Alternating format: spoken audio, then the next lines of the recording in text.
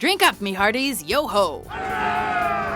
Welcome to WatchMojo.com, and today we're counting down our picks for the top 10 most famous pirates in history. For this list, we're defining piracy as crimes and violence at sea. However, we will also include some historical figures that were officially privateers. That is, they were exactly the same as pirates, but the government sanctioned their actions, making them legitimate acts of war as opposed to criminal offenses. While pirates and privateers were technically different, the line between them was often blurred, and what one country would call an honorable privateer, another would call a bloodthirsty pirate. Ready? And go! Number 10. Sir Henry Morgan. Morgan. Though he was actually a British privateer, Sir Henry Morgan was such a fearsome and successful raider that the Spanish called him a pirate. Throughout his career, he attacked ships all through the Caribbean and eventually fought in an epic battle to capture Panama City, commanding 1,200 buccaneers and 30 ships. Nobody had the capacity, except Morgan, to rally everybody in the Caribbean and say, we're going to go after not a little village, not a little town, not a little pearl boat, we're going to go after the big time. The battle led Morgan to be arrested and dragged back to England, but the British king reacted by knighting him and making him Deputy Governor of Jamaica. Arise, Sir Henry Morgan. We are most pleased you will be our representative in Jamaica. Number 9. Mary Read. Mary Read to my mum. And them I call friends. But not a word of it to anyone. Or I'll unman you as well. At a time when women were seen as little more than property, Mary Read wasn't gonna let that stop her. Being used to dressing up as a boy for various reasons throughout her childhood, Read disguised herself as a male to join the British military and built a reputation for herself as fierce and skilled in battle. When peacetime stilted her life in the military, Read quit and became a pirate instead. Well, more like she was forced to, after the ship she boarded was captured. You see, no threat. Bloody hell, you're a woman!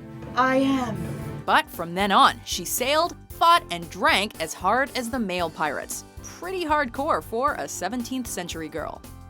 Number 8. François l'Olonnais. Jean-David No, known as François l'Olonnais, was a true pirate of the Caribbean. Vicious and sadistic, he didn't limit himself to raiding ships. No, he was most successful at pillaging towns. They say he ate a Spanish soldier's heart straight from his chest. But what goes around comes around, and eventually he met a death even more gruesome than the ones he dished out. He and his crew were captured and eaten by a cannibalistic tribe in Panama. Number 7. Samuel Bellamy. That's right. Black Bellamy is gonna be Pirate of the Year. Again. Black Sam Bellamy wasn't just a pirate, he was a romantic. He started out as a poor sailor, but when he fell in love with the beautiful Maria Hallett, he turned to piracy in the hopes that riches would win her parents over. But Maria's parents were weary of Bellamy's ability to earn a decent living. So when Bellamy heard of sunken Spanish treasure in Florida, he set sail with hopes of returning as a respected and rich captain. Even when he crossed over to the wrong side of the law, he was never a violent, bloodthirsty buccaneer. He once captured a slave ship and proceeded to free the slaves, giving them the option to join his crew if they wanted. Number 6. Anne Bonny.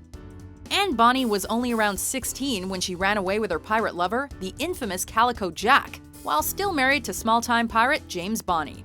Dressed as a man, she terrorized the Caribbean at his side, having divorced her husband and married her new lover. She was apparently more bloodthirsty and better at holding her liquor than most of the crew, which included the previously mentioned Mary Read. Though they were eventually arrested and sentenced to hang, it seems that Anne managed to escape that fate. No one knows if she returned to her family or if she took up a new identity and set back out to sea. It's been well speculated that her father pulled some strings to smuggle her out. Number 5. Henry Every. The man they called Long Ben was also known as the King of the Pirates. He started out in the British Royal Navy, then later staged a mutiny while working on a warship and became a pirate captain. Even though he was a pirate for only 2 years, he amassed incredible wealth and was feared all across the Red Sea and the Indian Ocean. After 2 years, he was so rich he retired and spent the rest of his life in hiding, probably living it up on an island, drinking rum out of a coconut, or perhaps a skull. They say it started with a man named Henry Avery. Sailed into the port of Nassau, bribed the colonial governor to look past his sins, encamped his crew upon the beach, and thus began the pirate issue on New Providence Island. Number 4. Sir Francis Drake. Francis Drake was a privateer under Queen Elizabeth I, but that didn't make him any less violent or ferocious than illegal pirates. The English merchant marine was basically under orders of the Queen to go out and disrupt Spanish shipping. He was, in fact, seen as a role model for the pirates of the later Golden Age, and was one of the only pirates known to have actually buried treasure. His particular enemy was Spain, and he fought the Spanish so viciously that they dubbed him El Drake. The Spanish had almost won without effort. Now the English began to harass them. Number 3. Blackbeard. What be your name, gal? Blackbeard. No, I be Blackbeard. Edward Teach, better known as Blackbeard, wasn't just a pirate, he commanded a pirate army, and he was known to charge into battle with a sword in each hand, several loaded pistols, and lit fuses under his hat. No wonder he was feared and admired throughout the West Indies. His ship, Queen Anne's Revenge, is one of the most famous pirate ships in history. Legend has it that when he was finally defeated and beheaded, his headless body swam around the ship several times before sinking. You wouldn't believe it if it wasn't there in a book, that this guy did what he did. It's just fantastic stuff, and you can't make that stuff up. Number 2. Qing Shi.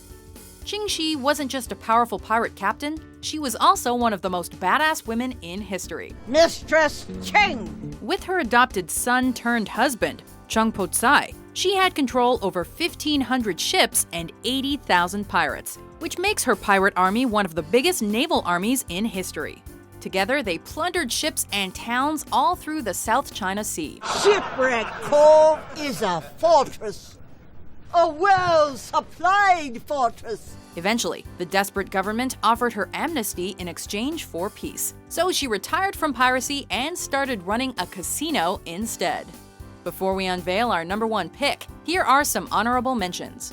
Captain William Kidd, a pirate so villainous that he almost destroyed the British Empire.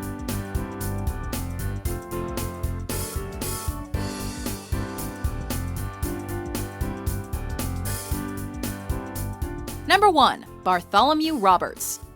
Bartholomew Roberts, or Black Bart as he posthumously became known, sailed during the golden age of piracy, and he was the most successful pirate of his time. Though not terribly bloodthirsty, he was cold-blooded, calculating, and shrewdly practical, and he plundered over 470 ships during his reign, an all-time record for pirates. Though his crew called him pistol-proof, he did eventually die in battle, and his death is said to mark the end of the Golden Age. The crew honor a promise to ensure that Robert's body would never be put on display. Best pirate I ever knew! Do you agree with our list? Prepare to set sail! Who's your favorite historical pirate? For more swashbuckling top 10s published every day, be sure to subscribe to WatchMojo.com. Grog for everybody!